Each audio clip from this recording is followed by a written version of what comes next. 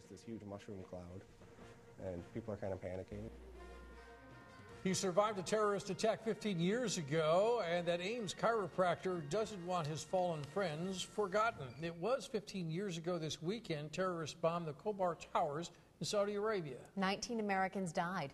And today, Eric Hansen talked with one survivor who now lives in Ames and acknowledges that day changed his life.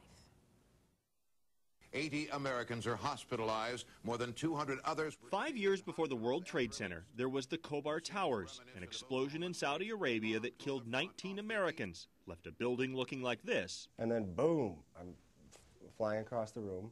And threw Ames's Nathan Wheat like a rag doll. This is the room I was in. I was laying in this couch. Really, all of a sudden, I was just under rubble.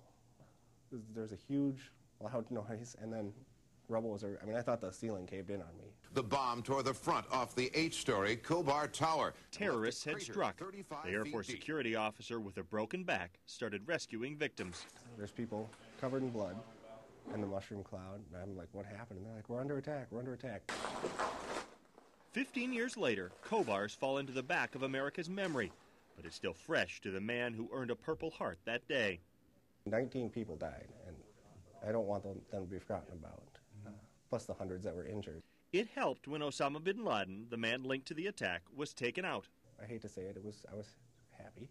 It gave me a little bit of closure, but it also got me thinking that with all this new intel they have, maybe they can finally find out who was completely responsible and be brought to justice. Because 15 years later, the Ames chiropractors moved on. Really grow up pretty quick after that happens when you're 20.